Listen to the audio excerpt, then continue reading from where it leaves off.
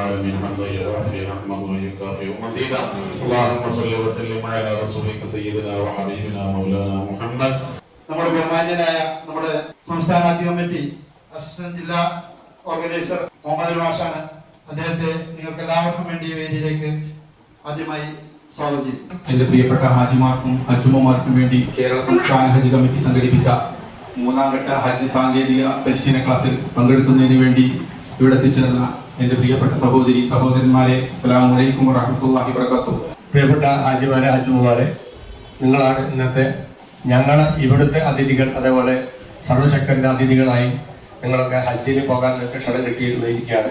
അൽഹംദുലില്ലാഹ്, ജീവിതത്തിൽ ഒരു വലിയ ആഗ്രഹം നിങ്ങൾ നിറവേറ്റാൻ വേണ്ടി പോവുകയാണ്. പിന്നെ 3ാമത്തെ ട്രെയിനിങ് എന്നുള്ളതൊക്കെ അത് വളരെ സംക്ഷിപ്തമായിട്ട് എല്ലാ കാര്യങ്ങളും ഒന്ന് ടച്ച് ചെയ്ത് പോയി നിങ്ങളെ ഓർമ്മപ്പെടുത്തുക, 2 ക്ലാസ്സിൽ കിട്ടിയ കാര്യങ്ങൾ ഓർമ്മപ്പെടുത്തുകയും ഏറ്റവും പുതിയതായിട്ട് കേരള ഹജ്ജ് കമ്മിറ്റിയുടെയും അതുപോലെ തന്നെ നമ്മുടെ ദേശീയ തലത്തിലുള്ള ഹജ്ജ് കമ്മിറ്റിയുടെയും അതേപോലെ തന്നെ സൗദി ഗവൺമെന്റിന്റെ നിർദ്ദേശങ്ങളും ഒക്കെ അടങ്ങിയ ചില കാര്യങ്ങൾ, ഏറ്റവും ലേറ്റസ്റ്റ് ആയിട്ട് വന്ന ചില കാര്യങ്ങൾ നിങ്ങൾ ഓർമ്മപ്പെടുത്തുക എന്നുള്ളതാണ് ഇത്തരം ഈ ചെറിയൊരു ട്രെയിനിങ് കൊണ്ട് ഉദ്ദേശിക്കുന്നത്. 3ാം ഘട്ട ട്രെയിനിങ്. ഈ ഹാളിൽ ഇങ്ങനെ ഒരു ചടങ്ങ് സംഘടിപ്പിക്കുന്നതിന് എന്നും മുൻപന്തിയിൽ നിൽക്കുന്ന മോമാലി മാഷ അവர்களാണ്. ഞങ്ങൾക്ക് വളരെ വിനയത്തിന്റെ ഭാഷയിൽ നിങ്ങൾ ഓരോരുത്തരോടും പറയാനുള്ളത്, നിങ്ങളുടെ ഓരോരുത്തരുടെയും സ്ഥാപനമാണിത്. കേരള സംസ്ഥാന ഹജ്ജ് കമ്മിറ്റി മുഖേന ഇൻഷാ അല്ലാഹ് 2026 പരിശുദ്ധ ഹജ്ജ് കർമ്മത്തിന് വേണ്ടിയിട്ട് തെരഞ്ഞെടുക്കപ്പെട്ട ഹാജിമാരെ ഹജ്ജുമാരെ. അപ്പോ അൽഹംദുലില്ലാഹ് നമ്മള് കഴിഞ്ഞ കുറച്ച് കാലങ്ങളായിട്ട് ഹജ്ജിന്റെ മേഖലയിലുള്ള ഒരുപാട് കാര്യങ്ങൾ മനസ്സിലാക്കി, സാങ്കേതികമായിട്ടും അമലപരമായിട്ടും ഒക്കെ കാര്യങ്ങൾ നമ്മൾ മനസ്സിലാക്കി. ആകെ വേണ്ടതെന്ന് വെച്ചാൽ നമുക്ക് പേടി ഉണ്ടാവരുത്. പക്ഷെ നമ്മളെന്ത് മനസ്സിലാക്കണം, ഓരോ സമയത്തും ഇത് ത്യാഗത്തിന്റെ ഓർമ്മകൾ അയവിറക്കുന്ന ഒന്നാണ്. പിന്നെ നുസുക്ക് എന്ന് പറയുന്ന ഒരു ആപ്ലിക്കേഷൻ സൗദി ഗവൺമെന്റിന് നമുക്ക് ഇവിടുന്ന് ഇൻസ്റ്റാൾ ചെയ്യാൻ പറ്റും. ഇവിടുന്നും അത് ഇൻസ്റ്റാൾ ചെയ്യാൻ പറ്റും.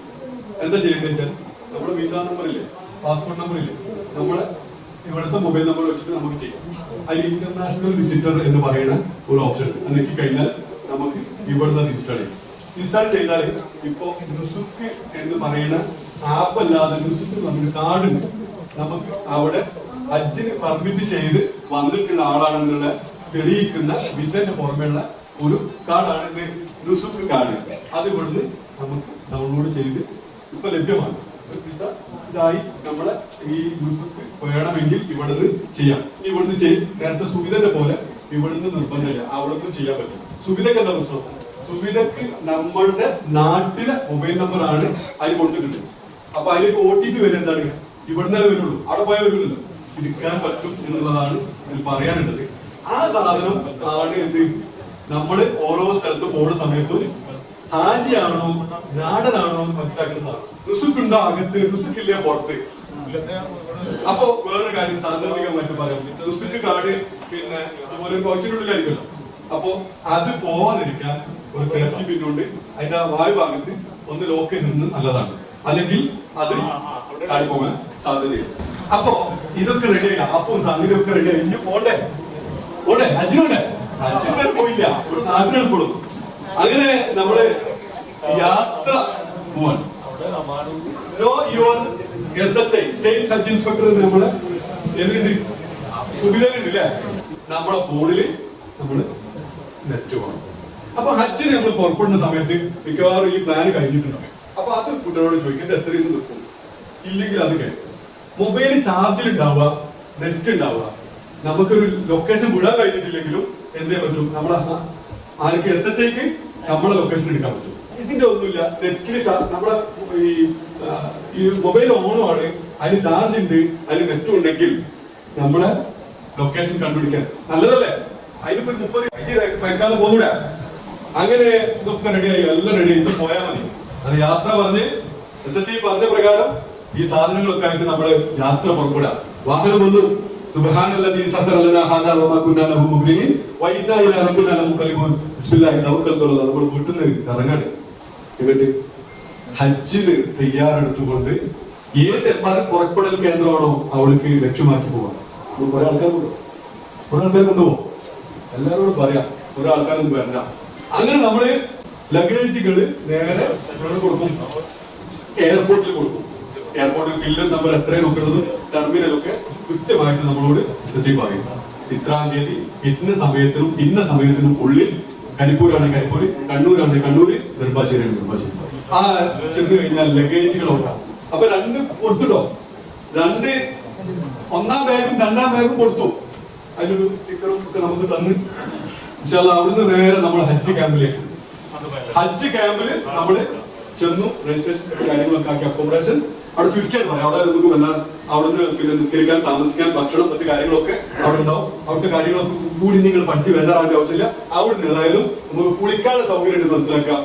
അതിൽ നമുക്ക് അത്യാവശ്യമുള്ളത് നിസ്കരിക്കാൻ സൗകര്യമുണ്ട്, അത്യാവശ്യം ഭക്ഷണമുണ്ട്, എല്ലാ സൗകര്യങ്ങളും അവിടെ ഉണ്ട്. അവിടെ നമ്മളോട് ഇതേപോലെ യാത്ര പുറപ്പെടുന്നതിന്റെ കുറച്ച് മുമ്പായിട്ട് നമ്മളോട് പറയും നമ്മൾ യാത്രക്ക് പുറപ്പെടാണ്. അപ്പൊ ഇഹ്റാമിൽ കുളിക്കാനുള്ള ആളുകൾ കുളിച്ച് റെഡി ആയിട്ട് ഒക്കെ ഇഹ്റാം ചെയ്ത് കൃത്യമായിട്ട് അസംബ്ലി ആളിൽ എത്തി നമ്മളെ കാര്യങ്ങൾ അവിടുന്ന് തസ്കിയത്ത് കമ്മിറ്റി ആയിട്ട് കാര്യങ്ങളൊക്കെ പറഞ്ഞു തന്നു. അതിന്റെ ഔദ്യോഗിക നിർദ്ദേശങ്ങളൊക്കെ തന്നു. ഹജ്ജ് ക്യാമ്പ് കഴിഞ്ഞു. ഇനി നമ്മൾ എയർപോർട്ടിലേക്ക് പോവാം. അപ്പൊ അതിന്റെ ഇടയിൽ ഉമ്രക്ക് ഇഹ്റാം ചെയ്ത് കഴിഞ്ഞിട്ടോ. ഇഹ്റാം ചെയ്തൊന്നും പോണ്ട. നമുക്ക് അവിടെ നിന്ന് ഇതൊക്കെ കൃത്യമായിട്ട് പറഞ്ഞു തരാനും സംവിധാനങ്ങളും ഒക്കെ ഉണ്ട്. നമ്മളതിന് ചെന്ന് കൊടുത്താൽ മതി. ഇവിടുത്തെ കാര്യത്തിൽ പ്രശ്നമില്ല. അങ്ങനെ നമ്മള് ഓരോ വാഹനത്തിലായിട്ട് ഡിപ്പാർച്ചർ ഹാളിൽ നിന്ന് നേരെ എയർപോർട്ടിലേക്ക്. അപ്പൊ അവിടുന്ന് എയർപോർട്ടിൽ സുരക്ഷാ ഉദ്യോഗസ്ഥരാണ് ആദ്യം ഉണ്ടാവുക. അവര് നമ്മളെ ഈ പിന്നെ നോക്കി വലിയ കടത്തിവിടും. കടത്തിവിട്ടതിന് ശേഷം എമിഗ്രേഷൻ നടപടി ഉണ്ടാവും. അതൊക്കെ ഇങ്ങനെ നടന്നോളും, കുഴപ്പമൊന്നുമില്ല. നമ്മൾ പാസ്പോർട്ട് സാധനക്കാണ് കൊടുക്കുന്നു, തിരിച്ചു വാങ്ങുന്നു. ഇങ്ങനെ നമ്മള് ആ സെക്യൂരിറ്റി ഹോൾഡിംഗ് ഏരിയ അവിടെ ഇരിക്കുന്നു. വിമാനത്തിൽ നിർദ്ദേശങ്ങൾ വരുന്നു. നമ്മള് അങ്ങനെ വിമാനം പുറപ്പെടാൻ പോകുന്നു, ബെൽറ്റ് ഇടുന്നു. നമ്മളെ വിമാനം പറന്നുയർന്ന് ഏകദേശം ഒരു ലെവലെത്തി കഴിഞ്ഞാൽ ഭക്ഷണങ്ങളൊക്കെ തരും. പരിമിതമായ ബാത്റൂം സൗകര്യം ഉപയോഗിച്ചുകൊണ്ട് ഇൻഷാ അല്ലാഹ് നേരത്തെ 5.5 മണിക്കൂറെങ്കിൽ യുദ്ധത്തിന്റെ സാഹചര്യത്തിൽ പക്ഷെ കൂടുതൽ സമയം പറക്കാൻ സാധ്യതയുണ്ട്. എന്നാലും ഒരു പ്രയാസമില്ലാതെ ഇൻഷാ അല്ലാഹ് നമ്മള് സൗദിയിലെ ജിദ്ദ എയർപോർട്ടിൽ നമ്മുടെ വിമാനം ചെന്നാകുന്നു. അൽഹംദുലില്ലാഹ്. ലബ്ബൈക അല്ലാഹുമ്മ ലബ്ബൈക ലബ്ബൈക ലാ ശരീക ലക ലബ്ബൈക ഇന്നൽ ഹംദ വന്നിഅമത ലക വൽ മുൽക് ലാ ശരീക ലക ലബ്ബൈക അല്ലാഹുമ്മ ലബ്ബൈക ലബ്ബൈക ലാ ശരീക ലക ലബ്ബൈക ഇന്നൽ ഹംദ വന്നിഅമത ലക വൽ മുൽക് ലാ ശരീക ലക ലബ്ബൈക അല്ലാഹുമ്മ ലബ്ബൈക لبيك لا شريك لك لبيك إن الحمد والنعمة لك والملك لا شريك لك